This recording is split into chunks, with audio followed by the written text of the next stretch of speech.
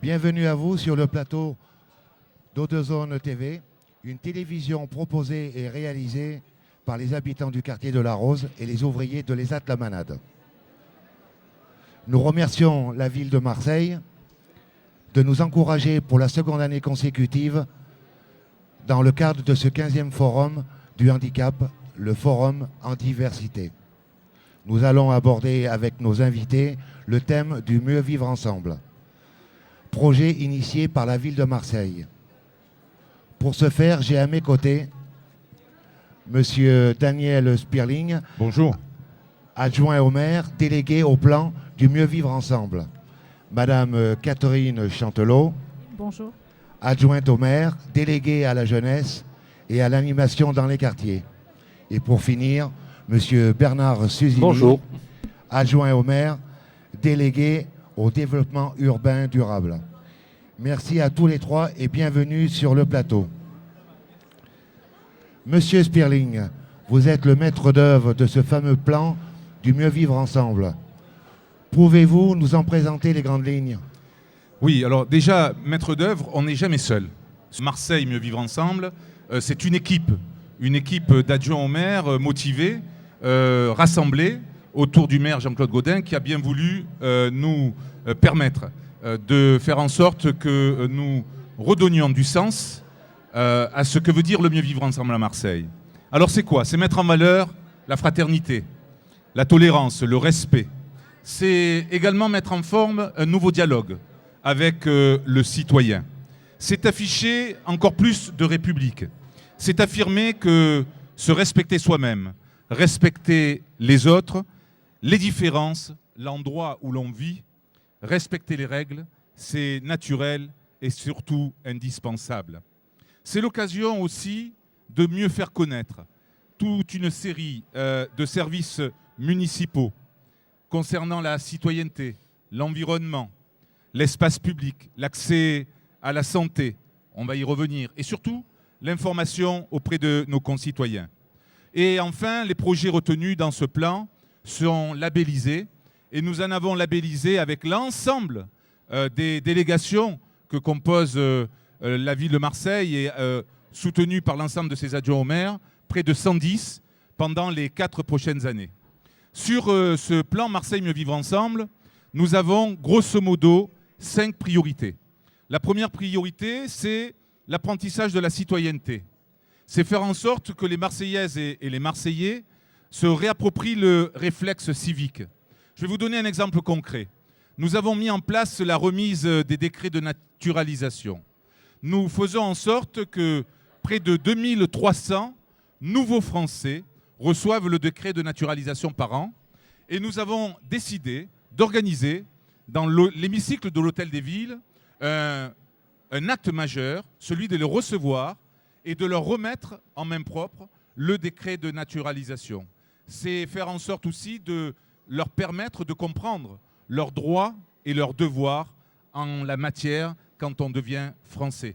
C'est également la solidarité entre les générations, passer de la jeunesse à la sagesse, faire en sorte que c'est des personnalités, de personnes âgées qui se retrouvent dans des grands projets, comme apprendre avec les seniors, on leur permette de comprendre comment il faut s'appuyer sur des problèmes de sécurité et faire en sorte que les policiers municipaux donnent des petits axes pour leur permettre de se défendre. Eh bien, c'est ça le lien entre les générations et de la jeunesse à la sagesse. C'est également Marseille, une ville à l'accueil exemplaire. C'est faire en sorte que nous mettions en place une charte d'accueil pour les nouveaux Marseillais. Nous en recevons près de 5000 par an, nouveaux Marseillais, qui s'installent dans cette belle ville de Marseille. Et faire en sorte que nous établissions une charte de l'accueil. C'est également Marseille, la santé, un droit pour tous. C'est tout ce qu'a pu faire Madame Françoise Gonnet, adjointe au maire, pour mettre en place les défibrillateurs dans les lieux publics. Nous en avons installé plus de 100 d'ores et déjà pour faire en sorte de montrer les gestes qui sauvent. Et c'est également un citoyen à part entière, un citoyen bien informé. Oui, justement, à ce propos, j'aimerais que vous puissiez entrer dans le détail au sujet de la fracture numérique. Alors, on est en plein dedans. Merci de me poser la question. Un citoyen à part entière, un citoyen bien informé, c'est effectivement faire en sorte que la fracture sociale, nous le voyons dans les quartiers défavorisés, dans le 13e arrondissement, le 14e arrondissement, le 15e arrondissement, y compris dans le 9e arrondissement, permettent aujourd'hui, grâce au bailleur social, Habitat Marseille-Provence, HMP, dont je voudrais saluer ici la présence, puisque son président n'est autre que M. Patrick Padovani, qui est également adjoint au maire de cette belle organisation d'Andicité et qui l'a parfaitement organisée, et je tiens à le remercier de nous accueillir ici. C'est effectivement avec l'opérateur numéricable de permettre d'avoir l'accès pour tous ces Marseillaises et ces Marseillais, près de 10 000, je dis bien 10 000 familles vont pouvoir recevoir, je parlais de fracture numérique, c'est la fracture sociale, de recevoir pour ces 10 000 foyers marseillais le service unique numérique. Alors de quoi s'agit-il? C'est la possibilité pour eux de recevoir le triple play, Internet, téléphone, télévision, mais peut-être à un prix significatif. Ce prix-là, c'est aujourd'hui, vous le voyez de façon générale, on est à 29,90 € avec l'ensemble des opérateurs quand on parle du triple play. Eh bien, avec ce service unique numérique, Numéricable l'a mise au point pour 4 €. C'est-à-dire que tous les habitants de ces quartiers qui ont une relation avec Numéricable dans le cadre du bailleur social HMP vont pouvoir recevoir pour 4 € ce triple play. Je vous remercie, M. Sperling. Merci à vous. Madame Chantelot, si je vous dis enjeu, qu'est-ce que vous pouvez nous en dire? Alors l'enjeu, c'est une structure que nous avons ouverte au pied des Calanques. Enjeu, ça veut dire environnement jeunesse.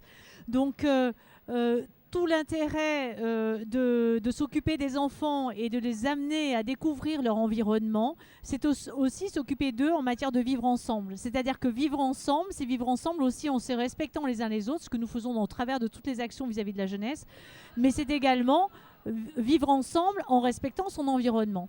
Et donc, dans cette structure-là, nous accueillons tous les enfants des écoles ou des centres sociaux avec lesquels nous travaillons, qui sont en partenariat avec nous, de façon à leur apprendre leur environnement, leur apprendre quels sont les grands éléments et comment on peut influer sur eux, faire avec eux, c'est comme l'air, l'eau, les énergies renouvelables, les déchets, et tout ça dans un cadre merveilleux, parce que l'enjeu, je voulais aussi que ça soit un lieu d'émerveillement pour la jeunesse, donc c'est un lieu ludique également, parce qu'on est là pour apprendre la citoyenneté, mais il faut savoir le faire dans un esprit de joie et de jeu.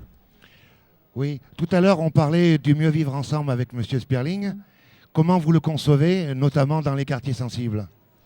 Écoutez, le mieux vivre ensemble et l'accompagner, c'est surtout accompagner des actions comme on le fait. Alors moi, je m'occupe des jeunes, hein, mais comme on le fait au niveau donc des enfants et des jeunes, de ce que fait la mairie de Marseille autour de Jean-Claude Gaudin et sous son impulsion, c'est quand même d'apporter au travers de différents dispositifs, que ce soit l'OM dans sa ville, le relais jeunes citoyens, les équipes de l'enjeu, l'animation de cantine, etc. C'est toujours apporter des animations gratuites à tous les enfants des écoles et les enfants des accueils de loisirs.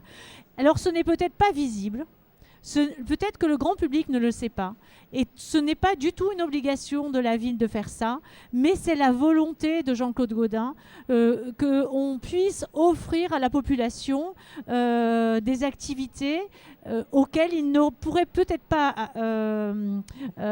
avoir accès. Notamment, je prends un exemple dans le relais jeunes citoyens, on fait des parcours urbains, on fait des parcours dans les Calanques, mais on fait aussi des initiations, c'est-à-dire que les enfants peuvent faire aussi bien du patin à roulettes que du tir à l'arc, du VTT, de la boxe, etc. En fait, on leur offre toute une palette et tous les enfants qui fréquentent les centres aérés ont la chance de découvrir tout ça. Et tout ça, c'est des apprentissages, c'est des cadeaux.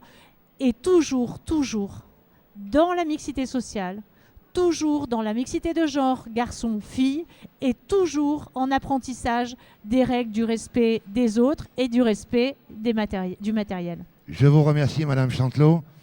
Monsieur Susini, vous êtes délégué au développement urbain durable.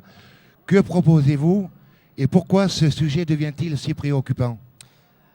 Alors dans le cadre du développement durable, vous savez que là, on est entré dans un processus de réchauffement climatique qui est dû essentiellement par la concentration des gaz à effet de serre. Donc Marseille, qui est une ville citoyenne, eh bien, souhaite s'engager dans cette lutte pour limiter les émissions de gaz à effet de serre. Et on a pris un certain nombre de dispositions au niveau de la gestion de notre parc immobilier, au niveau de notre fonctionnement, en particulier l'éclairage, au niveau du numérique, parce que le numérique évite la consommation de papier, évite le déplacement, donc là aussi on évite la consommation de gaz à effet de serre, et au titre de toutes les décisions que l'on prend au niveau de l'habitat, on contribue donc à limiter ces émissions de gaz à effet de serre. Et on souhaite aller plus loin. Alors ça c'est le premier volet. Puis le deuxième volet, eh bien, il y a tous les effets qui sont les effets négatifs qui sont liés au réchauffement climatique et pour lesquels nous avons pris un certain nombre de mesures en termes de protection du territoire. Et je peux évoquer le parc national des Calanques et toutes sortes d'initiatives qui vont dans ce sens-là. Oui, vous projetez de créer un Parlement des enfants qui pourrait formuler des propositions sur le développement durable. N'y a-t-il pas une difficulté à accorder une écoute à la parole d'enfants plus jeunes ? Je fais référence aux jeunes qui sont descendus dans la rue pour les retraites et qui ont été sévèrement critiqués. Mais écoutez, de toute manière, il n'y a pas une jeunesse, il y a des jeunesses. Et puis au-delà de ce constat, bien, il y a un principe éducatif qui est constant, c'est l'apprentissage à la citoyenneté et à l'éco-citoyenneté. Et dans le cadre donc, du plan Mieux Vivre Ensemble à Marseille, on souhaite associer plus largement les enfants, donc leur donner la parole et leur demander justement comment ils voient l'avenir de leur ville. Et à ce titre, eh bien, on va demander aux écoles et aux structures qui sont associées d'élire des représentants qui vont siéger dans une assemblée, dans un conseil des enfants ou une assemblée éco-citoyenne, peu importe le terme, enfin une instance dans laquelle ils siégeront et ils représenteront leur pairs pour proposer justement sur des sujets de développement durable, comment ils voient, comment on peut protéger mieux la nature à Marseille, comment on peut augmenter la qualité de vie à Marseille. Donc ils proposeront des projets à Jean-Claude Gaudin et on verra ce que l'on peut retenir. C'est parfait. Nous allons devoir terminer notre échange. Il y aurait sans doute encore beaucoup d'autres questions. Je vais vous demander un exercice redoutable. Si vous deviez qualifier le mieux vivre ensemble en un mot, vous diriez quoi, monsieur Sperling ? Écoutez, très honnêtement, je ne m'attendais pas à cette question, puisque vous ne l'avez pas préparée avec nous. Moi, je voudrais conclure simplement dans ces cas-là par une belle citation. C'est Martin Luther King qui le disait. Nous devons plutôt apprendre à vivre ensemble comme des frères, sinon nous allons mourir tous ensemble comme des idiots. Voilà ma conclusion. Madame Chantelot ? Moi, il y a deux mots. Le mot ensemble est un mot que j'aime et que je pratique. Et j'allais dire deux mots essentiels, l'écoute et le partage. Et vous, monsieur Susini ? Moi, je dirais que c'est la cohabitation pacifique et apaisée entre des sexes différents, des populations différentes et des tranches d'âge différentes. Très bien, je vous remercie. Merci à tous les trois de votre contribution. Merci. Nous vous rappelons notre prochain plateau, Sport et Diversité, à 16h15. En attendant, nous vous souhaitons de passer un agréable moment sur ce forum. Merci. Merci.